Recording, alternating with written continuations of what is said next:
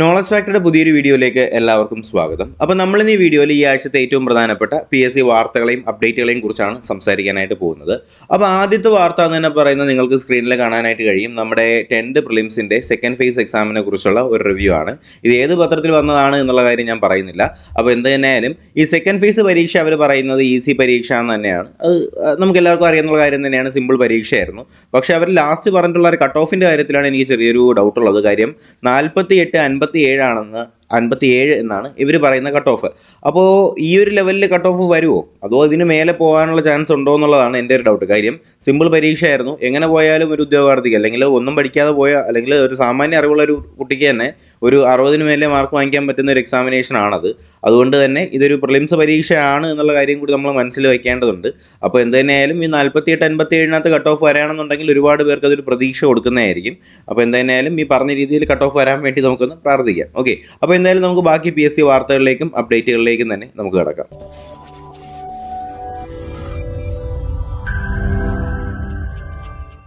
ആദ്യമേ തന്നെ നമുക്ക് നോക്കേണ്ടത് നമ്മുടെ ഫയർമാൻ അതുപോലെ തന്നെ ഫയർ ഡ്രൈവറിൻ്റെയൊക്കെ നോട്ടിഫിക്കേഷൻ നിലവിലെ കേരള PSCയിൽ പബ്ലിഷ് ചെയ്തിട്ടുണ്ടായിരുന്നു.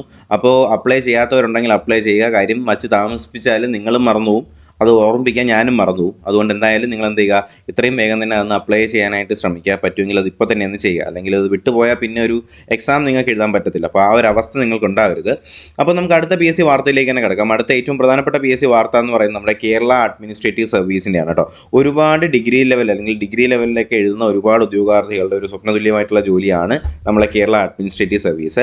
അങ്ങനെ നമ്മുടെ രണ്ടാമത്തെ കേരള അഡ്മിനിസ്ട്രേറ്റീവ് സർവീസിലേക്കുള്ള വിജ്ഞാപനമായിട്ടുണ്ട്. 44 തസ്തികകളാണ് നിലവിൽ ഇപ്പോൾ കേരള അഡ്മിനിസ്ട്രേറ്റീവ് സർവീസിൽ കണ്ടെത്തിയത്. നവംബർ 1 കേരള അഡ്മിനിസ്ട്രേറ്റീവ് സർവീസിൻ്റെ വിജ്ഞാപനം വരാനുള്ള സാധ്യതയുണ്ടെന്നാണ് ഈ ഒരു വാർത്തയ്ക്കകത്ത് പറയുന്നത്. അപ്പോൾ ഇത് ഓൾറെഡി നേരത്തെ വന്നിട്ടുണ്ടായിരുന്ന വാർത്തയാണ്. പിന്നെ ഞാനത് ഒന്ന് കൺഫേം ആവാൻ വേണ്ടി വെയിറ്റ് ചെയ്യുമായിരുന്നു. അപ്പോൾ എന്തായാലും അതിൻ്റെ കാര്യത്തിൽ ഒരു കൺഫർമേഷൻ ആയിട്ടുണ്ട്. നമ്മൾ കേരള അഡ്മിനിസ്ട്രേറ്റീവ് സർവീസിൻ്റെ വിജ്ഞാപനം വരാനായിട്ട് പോകാൻ നവംബർ 1 തീയതിയാണ് എന്നുള്ള കാര്യം കൂടി ഒന്ന് ശ്രദ്ധിക്കുക. അതുപോലെ തന്നെ നമ്മുടെ സെക്രട്ടേറിയറ്റ് അസിസ്റ്റൻറ്റിൻ്റെ പ്രത്യേക റിക്രൂട്ട്മെൻറ്റ് വേണമെന്നുള്ള ശുപാർശകൾ പോയിട്ടുണ്ട്. യൂണിവേഴ്സിറ്റി ലാസ്റ്റ് ഗ്രേഡിലേക്കുള്ള ഒഴിവ് 91 പല പ്രധാനപ്പെട്ട യൂണിവേഴ്സിറ്റികളും എന്ത് ചെയ്തിട്ടില്ല, ഒഴിവുകൾ ഇതുവരെ റിപ്പോർട്ട് ചെയ്തിട്ടില്ല എന്നാണ് പറയുന്നത്. അപ്പോൾ എന്തായാലും അത് റിപ്പോർട്ട് ചെയ്യപ്പെടുന്നതനുസരിച്ച് നമുക്ക് ഒഴിവുകൾ കൂടുന്നതുമായിരിക്കും അല്ലേ. അതുപോലെ തന്നെ നമ്മുടെ മലയാളം തമിഴ് ക്ലർക്കിലേക്കുള്ള 45,190 അപേക്ഷകളാണ് തള്ളിയിട്ടുള്ളത്. അത് കൺഫർമേഷൻ കൊടുക്കുന്നതിലും അതുപോലെ തന്നെ എന്താ നിശ്ചിത ദിവസത്തിനുള്ളിൽ കൺഫർമേഷൻ നൽകാത്തതിൻ്റെ പേരിൽ എന്തിനാണ്ട് അപ്ലൈ ചെയ്തിട്ട് നിങ്ങൾ കൺഫർമേഷൻ കൊടുക്കാതിരിക്കുന്നത്, അത് നിങ്ങൾക്ക് തന്നെയല്ലേ അതിൻ്റെ നഷ്ടം വരിക. കാര്യം ഈ 45,000 ഏകദേശം 40,000-45,000 പേരുടെ അപേക്ഷയാണ് തള്ളിയിട്ടുള്ളത് കൺഫർമേഷൻ കൊടുക്കാത്തതിൻ്റെ പേരിൽ. നമ്മൾ വെച്ചിരിക്കും, പക്ഷേ അവസാനം എന്ത് ചെയ്യും, ഈ കൺഫർമേഷൻ കൊടുക്കാനായിട്ട് മറന്നു പോകുന്നൊരു സിറ്റുവേഷനാണുള്ളത്. അതുകൊണ്ട് ഒരിക്കലും അങ്ങനെ ചെയ്യരുത്. പിന്നെ നമ്മുടെ ഡോക്ടർമാരുടെ കാര്യത്തിലും കഷ്ടപ്പാടും പരിവട്ടമൊക്കെ തന്നെയാണ്. നിയമനം കാത്ത് 2,925 ഡോക്ടർമാരെന്നാണ് പറയുന്നത്. അതുപോലെ തന്നെ കമ്പനി ബോർഡിൻ്റെ അക്കൗണ്ടൻറ്റിൻ്റെ സാധ്യതാ ലിസ്റ്റിൽ 386 പേരുണ്ട്. അതുപോലെ തന്നെ ഹൗസിംഗ് ബോർഡിൻ്റെ ടൈപ്പിസ്റ്റിൻ്റെയൊക്കെ റാങ്ക് ലിസ്റ്റ് പ്രസിദ്ധീകരിച്ചിട്ടുണ്ട്. സബ് ഇൻസ്പെക്ടറിൻ്റെ 1ാം ഘട്ട നിയമനം 239 പേർക്കാണ് പോയിട്ടുള്ളത്. കഴിഞ്ഞ സബ് ഇൻസ്പെക്ടറുടെ കേസാണ് പറയുന്നത് കേട്ടോ. അതിൽ ഓപ്പൺ മെറിറ്റിൽ ഏകദേശം 180 പേർക്കാണ് പോയിട്ടുള്ളത്.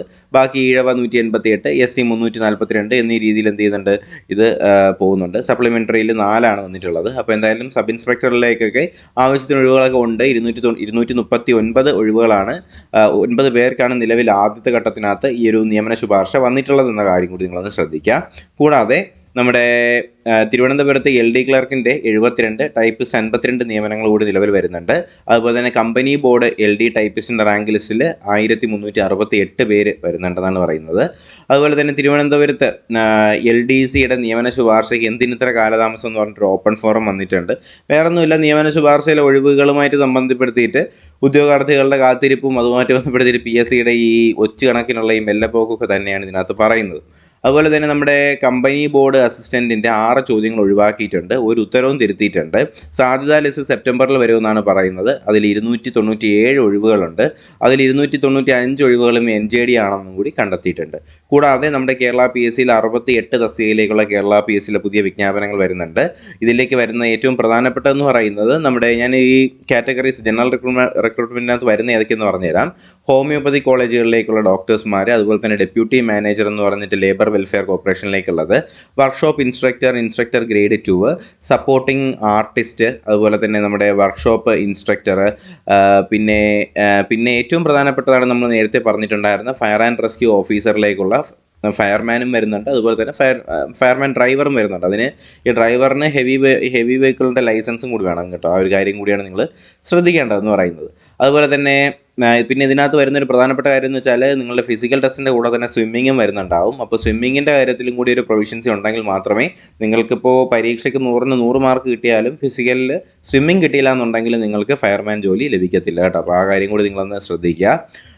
പിന്നെ നമ്മുടെ ഏറ്റവും പ്രധാനപ്പെട്ട ഈ ആഴ്ചയിലുണ്ടായിരുന്ന PSC അഡ്വൈസുകളുടെ കാര്യമാണ് ഇതിനകത്ത് പറയുന്നത്. LDC Kollam, LP school teacher Kollam, അതുപോലെ തന്നെ assistant salesman LDC Malappuram, computer അസിസ്റ്റൻറ്റിൻ്റെയൊക്കെ അഡ്വൈസുകൾ പോകുന്നുണ്ട്. അതുപോലെ തന്നെ PSC ദിസ് വീക്ക് എന്ന് പറഞ്ഞിട്ട് ഈ ആഴ്ച നടത്തിയിട്ടുണ്ടായിരുന്ന പരീക്ഷയുടെ കാര്യങ്ങളും ഈ ഒരു വാർത്തയുടെ ഈ ഒരു പേജിനകത്ത് കൊടുത്തിട്ടുണ്ട്.